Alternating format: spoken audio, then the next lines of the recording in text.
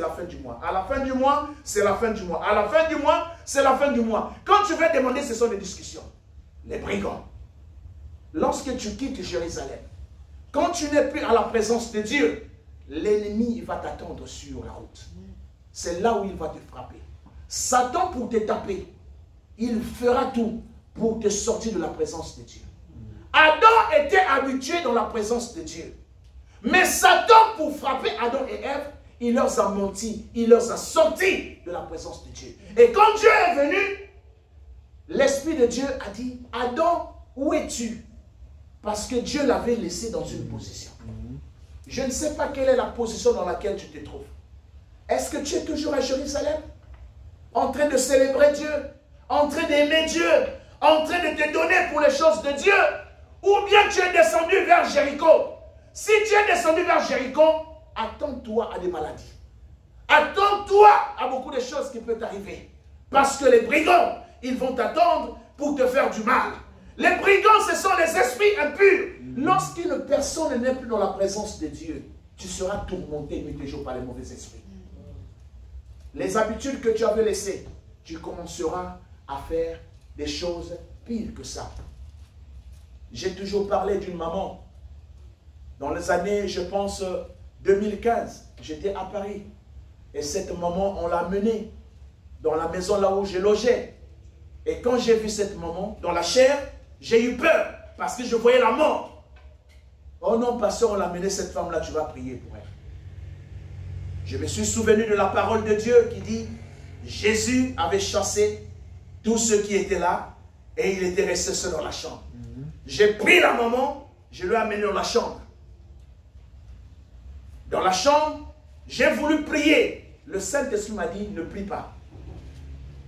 Moi-même, j'ai eu peur.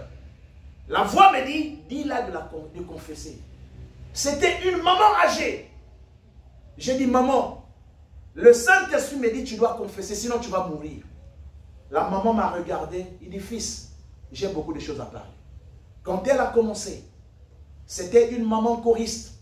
Elle chantait à l'église avec les amis qu'elle avait eus en France. Ces amis-là l'ont sorti. La maman a commencé des discothèques. La maman a commencé à fumer. La maman a commencé à aller voler dans les grandes boutiques. Les rayons, voler les habits. Dieu était fâché contre elle parce que c'était une enfant de Dieu. Parce qu'elle connaissait Dieu.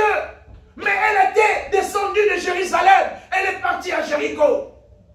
Et quand elle a fini de confesser, elle a parlé beaucoup de choses bizarres que je ne peux même pas parler ici. Moi-même, j'ai tremblé quand j'écoutais ces choses. Elle a parlé, elle a parlé, elle a parlé. J'ai entendu la voix me dire, maintenant prie pour elle. Et quand j'ai prié, la maman s'est levée, la maladie était partie. On est sorti de la chambre, tout le monde me regardait, c'est comme si j'avais fait un miracle. Parce que les gens voulaient savoir, mais qu'est-ce que tu as fait? Parce que cette femme est venue morte. Lorsqu'on quitte toujours Jérusalem, tu descends, tu vas rencontrer toujours des ennemis. Que le Seigneur puisse te soutenir afin que tu ne quittes pas Jérusalem, mais que tu restes toujours à Jérusalem. Même si quelque chose te manque, sois dans la présence de Dieu à Jérusalem. Mon frère, toi qui es en train de me suivre, certainement tu es maintenant à Jéricho. À Jéricho, il n'y a pas la vie. Jéricho, c'était la ville maudite. Jéricho, tu trouveras beaucoup de choses, mais reste à Jérusalem. La Bible me dit encore, lorsqu'il descendait, on l'avait frappé et on l'avait jeté à même le sol. 2 personnes sont passées. Il y avait les sacrificateurs sont passés. Il y avait les Lévites. Ce sont des gens qui connaissent Dieu. Ils sont passés par là. Mais ces personnes n'ont rien fait. Qu'est-ce que ceci veut dire? Il y a des personnes avec qui tu vas rencontrer dans ta vie. Ces personnes ne t'apporteront rien. Ces personnes ne t'apporteront rien dans ta vie. Mais au contraire, apporteront que des problèmes et des problèmes. Depuis que tu l'as connu, tu as des problèmes partout. Mais pourquoi tu ne peux pas te déconnecter? Les personnes qui sont avec toi, mais tu aimes ces personnes. Mais ces personnes ne t'apportent rien. Même pas une idée, même pas une prière. Mais ces personnes sont là que pour te détruire. Déconnecte-toi avec les personnes inutiles. Sois une personne intelligente. Quand j'étais encore à l'école, je ne faisais pas les amitiés comme ça. Non, mais je faisais mes amitiés avec les calculs. Je sais que je suis faible en mathématiques, je m'approche de toi. Si tu es fort en mathématiques, je crée l'amitié avec toi. Parce que je dois profiter de quelque chose. Donc, la sélection des amis que je faisais les calculs. Je faisais les calculs. Je voyais, moi je suis pauvre. Être aussi avec les pauvres, je ne vais rien gagner. Alors, je rentre dans le milieu des hommes riches. Et les gens me confondaient, ah, celui-là aussi c'est un enfant de riche. Mais moi-même, je savais que j'étais pauvre. Moi-même, je savais. Pourquoi? Parce que je voulais positionner devant moi. Ça, c'est les intérêts du monde. Mais avec le Seigneur, regarde ceux qui sont tout autour de toi. Même nous, pasteurs, on peut dire, depuis que tu es dans l'église, est-ce que tu es important pour l'église? Ou tu es là seulement, Qu'est-ce que tu apportes dans l'église qui a influencé l'église? Même aussi les chrétiens peuvent dire, mais pasteur, depuis que tu prêches là, mais vraiment, tu n'as rien fait dans ma vie. Les personnes qui ne sont pas importantes, mais ces personnes à l'écart.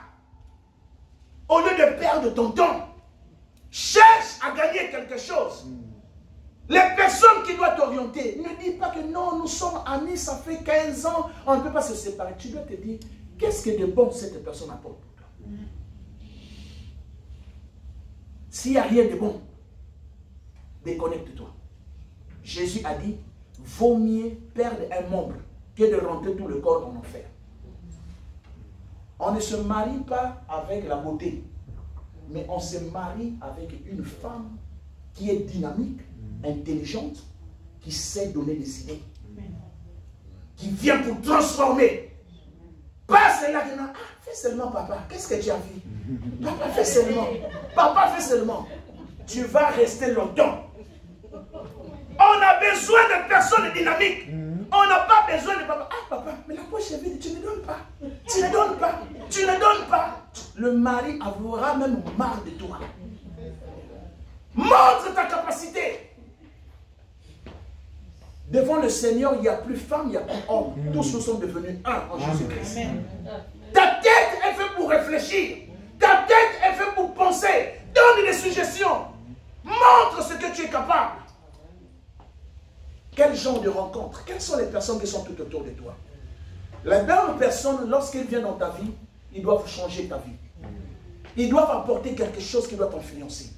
Si tu étais une personne comme ça, tu deviendras une personne comme ça. Quand les gens vont te dire, ah, mais pourquoi tu as changé? Dis, ah, vraiment, c'est la vie. Et les gens se disent, ah, mais parce que depuis qu'il est avec un tel. Sois une personne qui va influencer la vie de l'autre. Sois une personne qui doit apporter quelque chose. Le bon samaritain, à la différence des autres, le bon samaritain, c'est cette personne qui apporte un plus dans ta vie. Même s'il n'a pas beaucoup, son sourire, sa parole, son conseil doit te donner quelque chose. Le bon samaritain, fais-toi de bons amis. Ne reste pas avec des amis, tu es là à longueur de journée. Et tu avais vu, et il a mangé. Qu'est-ce qu'ils ont mangé aujourd'hui? Et il s'est habillé. Ça va t'emmener en enfer. Cherche une personne qui te dira, maman, tu as combien? Tu as 5 €, moi j'ai 5. On peut associer pour essayer un peu de créer quelque chose. Voilà, c'est là l'ami. Mais celle qui est là, toujours pour te dire, oh mais non, on va là-bas en boîte, on va manger, on va faire ceci, on va faire ceci, ne t'apportera nulle part. Mais la personne qui te montrera le chemin, la personne qui te dira que bon voilà, c'est ça l'ami. Accepte la personne qui a l'habitude de te reprocher. Il y a beaucoup de gens qui n'aiment pas qu'on les reproche. Si tu essaies seulement de reprocher, oh, tu ne m'aimes pas. Mais c'est cette personne qui est la bonne personne. Amen. La bonne personne doit te dire, tu as un mauvais comportement, change. La bonne personne, c'est celle qui te dit, si tu continues comme ça, tu vas mourir.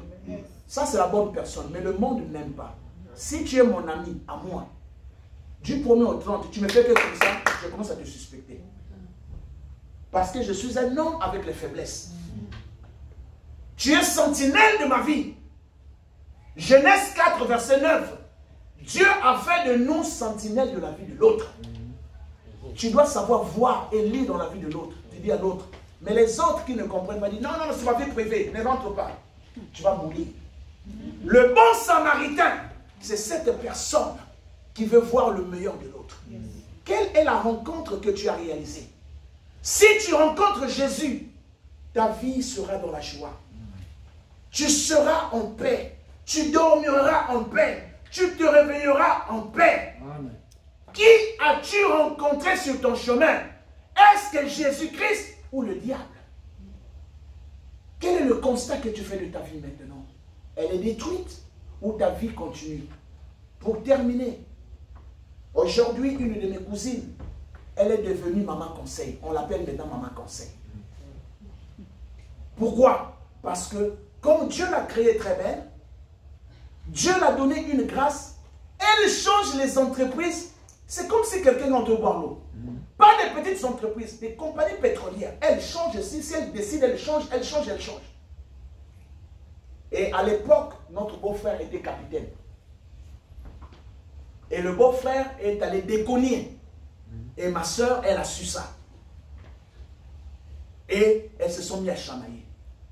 Une des copines de ma soeur l'a dit, Elsa, pourquoi tu te chamailles? Non, mon mari, elle est allée faire des bêtises dehors, moi je ne tolère pas. Sa copine lui a dit, Elsa, si c'est moi, je vais donner un sabot à ce monsieur-là. Tu es belle, Elsa, tu as ton travail, tu peux te débrouiller. Et ma soeur a fait quoi? Elle a avalé. Et elle a chassé ce monsieur. Le monsieur est venu pleurer à la famille. S'il vous plaît, ma soeur a dit, niet. Je suis belle, je travaille, j'ai de l'argent, je fais tout. Le monsieur est parti. Aujourd'hui que je te parle, le monsieur est devenu général. Il y a même la honte, même la famille de regarder le monsieur. Et un jour, qu'est-ce que Dieu va faire? Ma soeur aussi va se rendre chez son ami. En arrivant chez son ami, comme elle est métisse, son mari a eu un problème aussi avec son monsieur. Ma soeur dit à son ami, tu m'avais conseillé de refuser mon mari. Comme tu es mon ami, je te demande aussi, refuse ton mari. L'ami l'a dit. Ce que je te dis, ce n'est pas une histoire, c'est ma soeur à moi. L'ami l'a dit, Elsa, si toi tu étais bête de ce que je t'ai dit, moi, je vais pardonner mon mari. Et ma soeur a fait ça. Elle est repartie à la maison. Et depuis lors, ma soeur, le mariage est comme ça. La beauté, ça diminue. Tu ne vas pas rester belle jusqu'à la beauté diminue. Les hommes aussi, hey. Ma soeur est maintenant toute triste. C'est elle qui est devenue madame conseil. Si tu fais comme ça, c'est elle qui vient, hey, ma soeur, laisse madame conseil. Je ne veux pas que tu sois madame conseil. Utilise l'intelligence que Dieu t'a donnée. Avec qui tu t'es croisé. Ne sois pas maman pour maman. Une bonne maman, c'est cette maman qui donne les conseils. Une bonne maman, c'est celle qui dirige les chemins. On n'est pas maman parce que tu as atteint, peut-être tu as 50 ans. Non, non, non, non, non, non. On n'est pas papa parce que tu as 60 ans. Non, non, non. L'intelligence, ce n'est pas l'âge. C'est l'esprit qui est en toi. Quelles sont les rencontres que tu as eues? Mais toi aussi, qui approche les gens, aie l'oreille pour écouter. Aie l'oreille. Aie l'oreille pour savoir écouter. Pour nos sœurs ou nos frères qui veulent se marier, la bonne prophétie, sache écouter maman et papa. Maman et papa, Dieu leur a donné l'œil. Si papa dit, ne va pas là-bas, n'insiste pas. Que le Seigneur te bénisse. Au nom de Jésus. On peut bénir le Seigneur, on peut bénir le Seigneur. Que le Seigneur nous comble, que le Seigneur nous comble. Fasse une bonne rencontre avec Jésus. Il va faire réjouir ton cœur. Amen. Amen. On va se lever, on va se lever. Ne rencontre pas les brigands. Ils vont te détruire. Tu n'étais pas ce que tu es devenu à cause des brigands, parce que tu as quitté Jérusalem. Mais reste toujours dans Jérusalem. La gloire de l'Éternel viendra. Un jour, il y avait aussi Noémie et son mari. Ils s'étaient déplacés parce qu'il y avait quelque chose qui s'était passé. Mais quand ils sont revenus, tout était devenu anormal. Que le Saint-Esprit puisse te parler. Amen. Parle en toi-même, Seigneur. Connecte-moi avec des personnes qui apporteront un plus dans ma vie. Des personnes que tu as préparées qui vont me permettre de rentrer dans ma gloire. Fais cette prière toi-même, dans le nom de Jésus-Christ. Fais cette prière, fais cette prière. Éloigne-moi, Seigneur, des personnes qui sont venues pour me détruire, des personnes qui sont des brigands, que le diable a mis sur le chemin pour me détruire. Fais cette prière et que le Saint-Esprit puisse te orienter. Au nom de Jésus-Christ, prions le Seigneur.